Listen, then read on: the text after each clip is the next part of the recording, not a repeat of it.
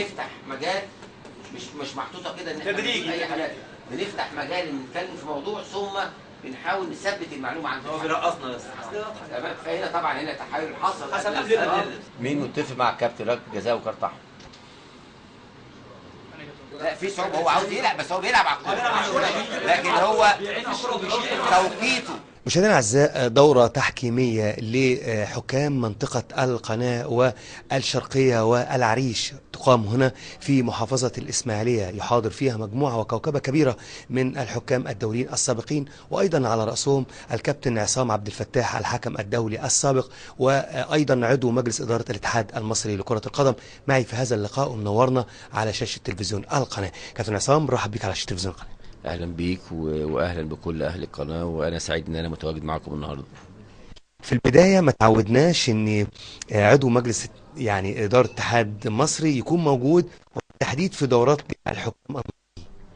بالعكس، ده دوري كحكم وكرئيس لجنه الحكام ان انا اكون متواجد مع اخواتي الحكام الحقيقه وزمايلي، ان احنا نكون متواجدين في مثل هذه الدورات، لان هي الحقيقه من الحاجات المهمة جدا من أجل صقل وإعداد الحكام، مش فقط للترقي من درجة لدرجة، لا أصلا إن هم إن شاء الله يكونوا على مستوى عالي، وإن هم يكونوا أحدث شيء وأهم المستجدات في قانون كرة القدم على دراية بيه، لأن هم اللي بيحكموا، هم اللي المفروض يكونوا على دراية كاملة ووعي تام بقوانين كرة القدم.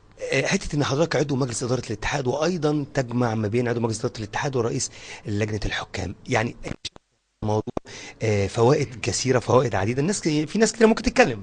لا، هو سؤالك مهذب قوي. اقول لك بقى ما فيما ابعد، ما هو سؤال الناس تقول لك ازاي يبقى رئيس عضو اتحاد كرة القدم وازاي يبقى رئيس لجنة الحكام. احنا لما نتكلم في شيء لازم نكون فاهمين الشيء نفسه، وفاهمين السؤال اللي اتقال في الاعلام ازاي، والكلام ده خطأ. هذا الكلام اللي بيقولوه عالي تماما من الصحة. نظام الفيفا ونظام يعني انا مثلا بلاش نظام الفيفا اللي هو بينص ان رئيس لجنه الحكام في الفيفا لازم يكون عضو في المكتب التنفيذي للفيفا. ده الفيفا، وده اللي الفيفا بتحاول تعممه في كل الاتحادات. يعني مثلا رئيس الاتحاد رئيس لجنه حكام المغرب وهو الاستاذ احمد الغايب هو عضو مجلس اداره في الاتحاد المغربي. ايضا تونس رئيس عضو اتحاد الكوره في تونس هو رئيس لجنه الحكام. في ليبيا عبد الله سالم نائب رئيس الاتحاد هو رئيس لجنه الحكام. هو ده النظام او القواعد اللي بتتبع في الفيفا، وبتحاول تطبقها على كل الاتحادات في العالم. انا الحقيقه كنت مصمم اكون رئيس الحكام. كنت مصمم. ده شيء اعتراف منك يعني بمنتهى الصراحه. عادي، ما انت بتقول لي بمنتهى الصراحه. بمنتهى الصراحه. انا كنت مصمم. انا كان هدفي الاساسي من خلال نجاحي في انتخابات اتحاد الكوره، وده قد يزعل البعض ويزعل بعض الانديه اللي انتخبتني، رغم ان انا بحاول اعمل لهم منظومه محترمه للتحكيم المصري، واكيد كل الانديه هتستفيد لما يكون في عداله في التحكيم، في تحكيم محترم، اكيد كل الانديه هتستفيد.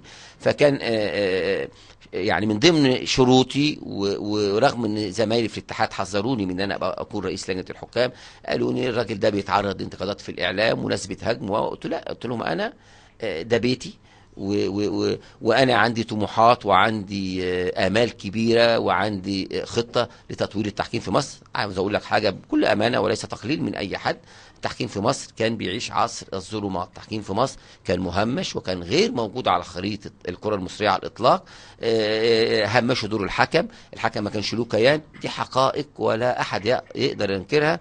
واحنا جينا تولينا مسؤوليه التحكيم، وبقول احنا مش عصام عبد الفتاح، كل المجموعه اللي متواجده من اللجنه الرئاسيه واللجان الفرعيه تولينا التحكيم في اسوأ ظروف. تولينا التحكيم والتحكيم المصري كان مهان. تولينا التحكيم وكانت مش فقط عدم الاهتمام بالحكم المصري ده اللي كان موجود، تدني الاخلاقيات. الفتره القليله اللي انا عاصرت فيها اتحاد الكوره، احنا قعدنا 6-7 شهور، صرفنا للحكام 5 مليون جنيه. ده ما حصلش على مر التاريخ ان فتره 5-6 شهور يتصرف 5 مليون جنيه.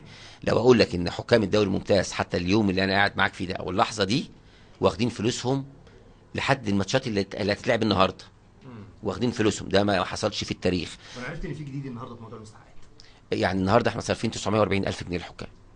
واقول لك حاجه، اتحاد الكوره ما فيهوش ولا مليم. صرفنا هذه الفلوس من فلوس البث للحكام، لان ده حقهم، لان فلوس الدوري الممتاز على حكام على الانديه، فده حقهم فاتصرف. وده الحقيقه يعني حلنا ازمات كتيره، مش ازمات، احنا بالنسبه للفلوس الامور ماشيه بشكل كويس. بقول لك حكام الدوري الممتاز واخدين فلوسهم حتى اليوم. حكام القسم الثاني، وده كان علينا متاخرات كتيره من السنوات الماضيه، واخدين فلوسهم حتى باقي لهم شهر واحد، ده ما حصلش ابدا. القسم الثالث اللي هو بيكلف الاتحاد ملايين، اضعاف مستحقات القسم الثاني والثالث، لان احنا عندنا مجموعات يعني الحقيقه لا حصر لها، وماتشات كتيره جدا، واخدين فلوسهم باقي لهم شهرين بس. اعتقد ان ده يعتبر انجاز كبير.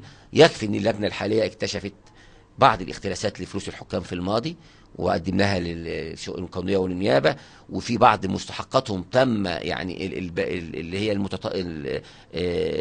المتطلبات بتاعتهم اللي قدمت من اللجان الفرعيه، تم اخفاء لمده سنتين، واحنا من خلال التحقيق قدرنا نصل الى هذه المستندات اللي كانت الحقيقه لمده سنتين مخفيه، وقدمناها ايضا للنيابه. واعتقد ان المبلغ ده هيتم صرفه من قبل الاتحاد ان شاء الله، بعد ما كان